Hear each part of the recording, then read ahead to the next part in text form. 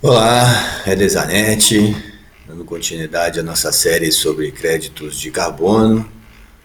Hoje eu vou falar sobre créditos de carbono rural, a produtividade premiada. Olha, é preciso que as pessoas, em geral, tomem consciência de que foram os governos mais corruptos da história do Brasil que estabeleceram metas de redução de emissões de gás de efeito estufa com base no combate à ocupação territorial, vulgarmente chamada de desmatamento e degradação. 80% das médias brasileiras. Sabe o que mais que tem de 80% no Brasil? A concentração das plantações florestais pelas oligarquias nacionais. 80% das plantações de pinos e eucaliptos são das oligarquias nacionais. Assim como é 80% a nossa meta de redução de gás de efeito estufa. Meu pai sempre dizia, o diabo dá a panela, mas não dá a tampa. Então, é evidente que nós podemos rastrear isso, tá? As ONGs ambientalistas, os agentes públicos corruptos e a mídia de esquerda mentiram, e mentiram muito, sobre o aquecimento global e o papel do Brasil e da ocupação territorial da Amazônia e do Cerrado. Mentiram demais.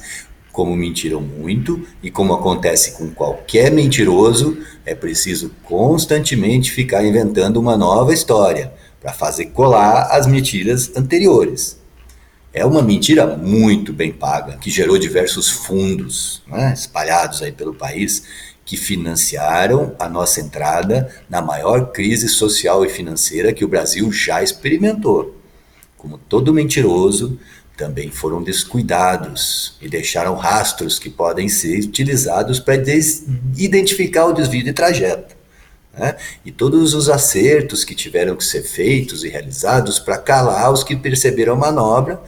E finalmente é possível identificar as rotas do dinheiro que financiava tudo isso. Muito fácil identificar a mentira climática brasileira, que está alicerçada no Inventário Nacional de Gás de Efeito Estufa do setor de uso da terra, mudanças de uso da terra e silvicultura, que aponta o desmatamento e degradação na Amazônia e no Cerrado como o principal motor das emissões brasileiras. Uma mentira. Os mentirosos tiveram que alterar o documento, retirando o termo silvicultura e substituindo por floresta. Dessa forma, foi eliminada toda a transferência de estoque de biomassa, que ocorre quando é realizada a colheita florestal, o consumo e a produção de madeira. Essa manobra infantil está por mais de 20 anos fazendo parte do dia a dia dos brasileiros, que convivem com o absurdo de ter seu processo de ocupação territorial atacado em favor de uma estratégia comunista para a região norte do Brasil, que investe em ampla estatização das terras férteis e sua inutilização, gerando desemprego, crise financeira e privilegiando os setores altamente concentradores de renda, como os produtores de cimento e aço e as indústrias de painéis reconstituídos de madeira, de polpa e papel. Tudo em favor da concentração de renda. Ficaram os rastros dos mentirosos em documentos oficiais e nas metas brasileiras de redução de emissão de gás de efeito estufa, que ainda hoje vão se encontrar aqui no Brasil ONGs, conselhos, observatórios e coisas do tipo, atuando para tentar fazer pegar esse tema, que é convencer você de que a ocupação territorial de Amazônia e Cerrado é um problema, tá? Eles continuam por aí. Finalmente a gente vai ver que o dinheiro que financia esses parasitas vem da França, né?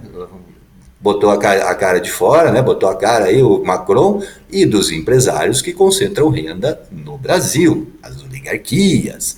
A questão ambiental e climática no Brasil não passa de um instrumento para garantir cerceamento de mercado em favor de concentração de renda para as oligarquias nacionais, assim como os servidores públicos latifundiários do orçamento, tá? A verdade é que uma floresta clímax, seja lá na Amazônia ou no Cerrado, tem um papel nulo em termos de sequestro e estoque de carbono. Ela está no seu clímax. Fotossíntese igual respiração. É a produção da madeira industrial e para energia, quando você aumenta, né, melhora geneticamente, faz ela produzir mais madeira, que gera benefício para retirar CO2 atmosférico. As florestas, você pode comparar os veículos. Enquanto eles não estão funcionando, Os carros não geram emissão. Tá? E as florestas, enquanto não estão produzindo madeira, não sequestram e não estocam carbono. Essa é a verdade. É a produção da fumaça, da queima do combustível fóssil nos motores dos carros que gera emissões de GE. É a produção de madeira industrial e para energia da fotossíntese das árvores que gera crédito de carbono. Né? Na verdade, se você pega uma floresta clímax no Amazônia do Cerrado e substitui o uso da terra dela, por exemplo, de floresta nativa de baixa produção ou de produção nula para sistema silvopastoril de alta produtividade, você ganha 15 vezes o que você sequestra e estoca de carbono. Tá? Então, quando você substitui esse uso da terra, você ganha muito. O estoque muda de lugar. Ele deixa de estar lá naquela área de floresta e vai para a cidade, em madeira industrial e para energia. E o novo uso da terra, que aproveita essa produtividade, que aproveita a fotossíntese, que otimiza a retirada de CO2 da atmosfera, esse está gerando benefício para reduzir a mudança climática. Tá? A verdade é que a ocupação territorial da Amazônia, além de disponibilizar vastos estoques de biomassa para produção industrial e para energia, que poderia interferir nesses oligopólios da indústria florestal, aumenta o sequestro e estoque de carbono atmosférico por unidade de área. Quanto mais os produtores rurais da Amazônia produzem de proteína animal ou de grãos, mais, e também agora de cana, mais estão contribuindo para reduzir os efeitos da mudança climática no mundo. Né? As pastagens da Amazônia alimentam um gado saudável, enquanto os anabolizantes e rações dos países desenvolvidos fornecem uma proteína saturada de medicamento para a sua população. Isso já deixou as vacas loucas, certo?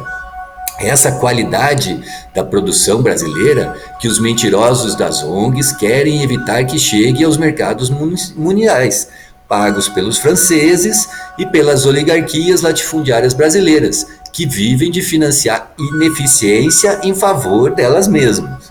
Está na hora de ser libertado dessa mentira, conhecer a verdade. O produtor rural brasileiro, com suas pastagens e cultivo agrícola, tem direito de ser reconhecido como fornecedor de alimento de qualidade para o mundo. E a sujeira da poluição dessas ONGs ambientalistas, os agentes públicos corruptos da mídia de esquerda, tem que desaparecer junto com essas mentiras. Já passou da hora de ter um Serviço Nacional de Carbono Rural para fortalecer o agronegócio brasileiro como um dos combatentes do aquecimento global. Não vamos mais vender créditos de carbono que combatem a ocupação territorial, mas sim aqueles associados à melhoria da nossa produtividade. As oportunidades e desafios da silvicultura e do agronegócio brasileiro é que devem ser o principal motor das nossas metas de redução de gás do efeito estufa. Ou a gente vai continuar com as metas estabelecidas pelos governos mais corruptos da história do país?